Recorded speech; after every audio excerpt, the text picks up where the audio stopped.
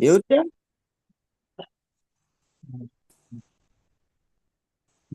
Assalamualaikum warahmatullahi wabarakatuh. Eh, di sini kami akan mempresentasikan perancangan aplikasi pengajian karyawan di kebun kafe latte berbasis web. Sebelumnya kami beranggotakan dua orang. Yang pertama saya Iza Sana dan rekan saya Benedictus Mikael Beda. Nah, latar belakang masalah di kebun kafe latte ini masih dilakukan secara manual ke dalam Microsoft Excel, di mana perhitungan gaji karyawan masih menggunakan rumus Excel dan data-data tersebut tidak disimpan ke dalam database. Nah, selain itu, pengajian yang masih melakukan program program bantu Excel ini sering terjadi kesalahan dalam perhitungan gaji karyawan dan proses slip gaji memakan waktu yang lama. Dari hasil analisa ini, maka kami merancang sebuah aplikasi pengajian karyawan untuk mempermudah pekerjaan petugas admin keuangan dalam mereka gaji dan mengurangi kesalahan perhitungan gaji karyawan yang dilakukan oleh admin keuangan.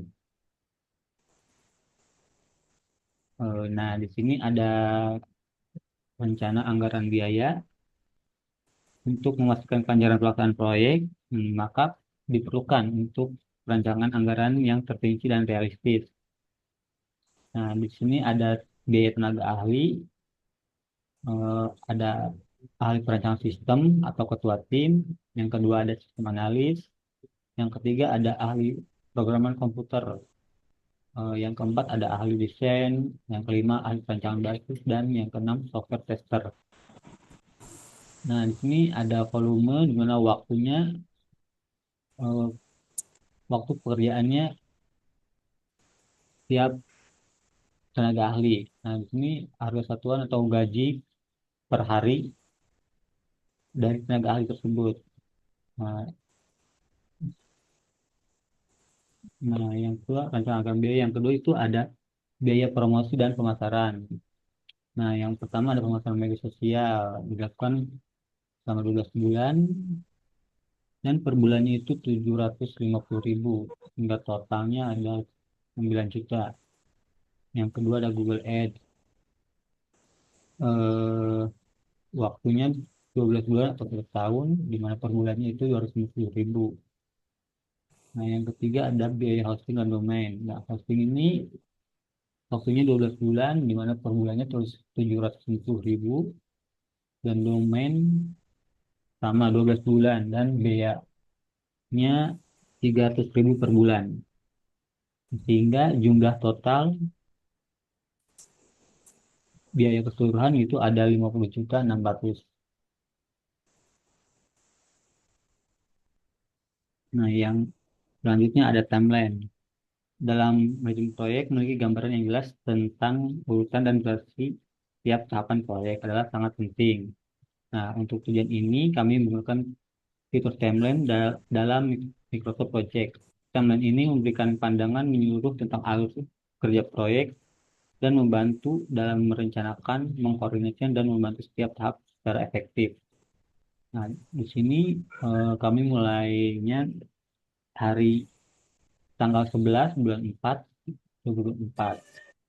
Eh, Sampai selesainya itu tanggal 17 bulan 7 2024.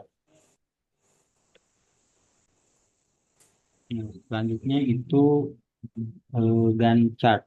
Gantt chart ini yang dibuat mencakup seluruh tahapan dan aktivitas proyek, mulai dari inisiasi hingga penutupan, serta menampilkan jadwal lengkap beserta durasi masing-masing tugas. Nah, ini adalah gambaran Gantt chart.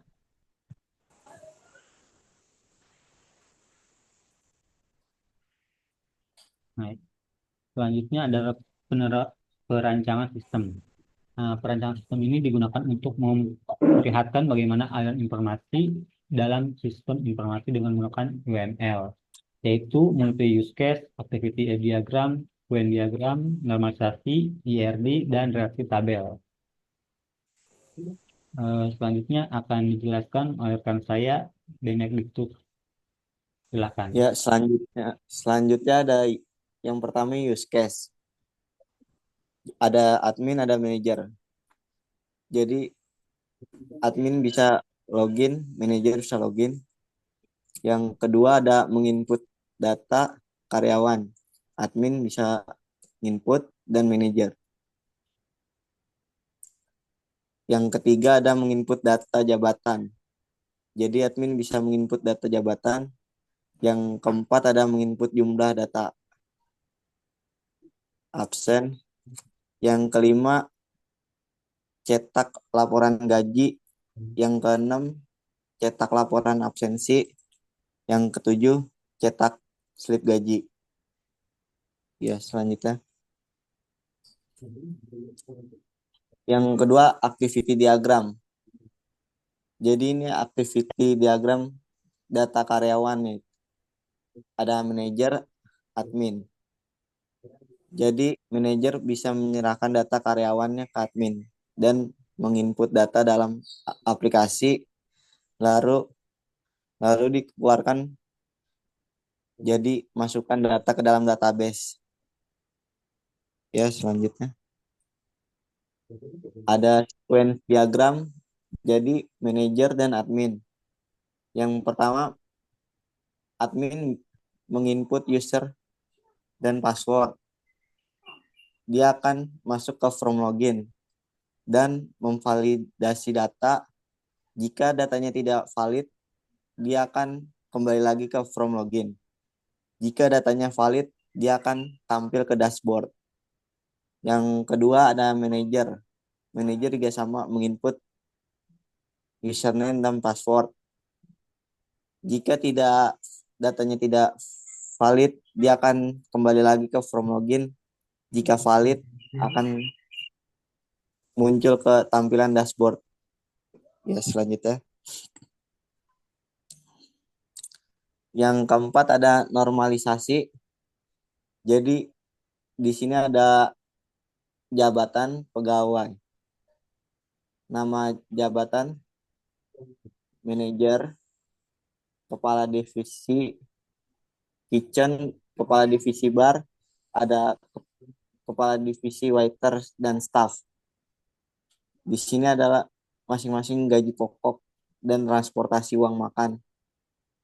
Jadi di tabel data pegawai ada ID pegawai, NIK, jenis kelamin, jabatan, tanggal masuknya karyawan, dan status karyawan itu full time apa part time. Jadi di tabel data kehadiran ada ID jabatan, bulannya, NIK, nama pegawai, jenis kelamin, nama jabatan, hadir, sakit, atau alfa.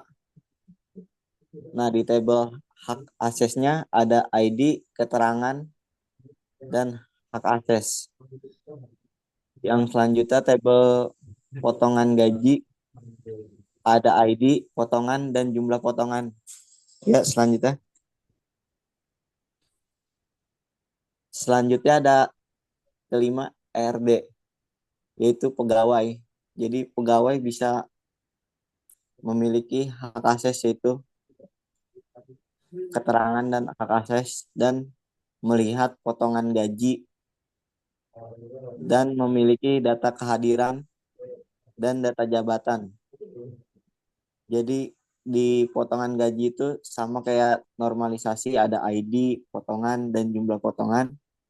Di data kehadiran ada ID, kehadiran bulan, dan jenis kelamin, NIK, nama pegawai, nama jabatan, hadir, sakit, atau alfa. Di data jabatan ada uang transport, ID jabatan, nama jabatan, gaji pokok, dan uang makan. Ya, selanjutnya. Selanjutnya ada 6 relasi tabel. Jadi di relasi tabel itu ada data jabatan, data pegawai. Nah, di data jabatan itu bisa ke data pegawai, bisa memilih hak akses dia. Lalu dia bisa input data kehadiran dan potongan gaji. Ya, selanjutnya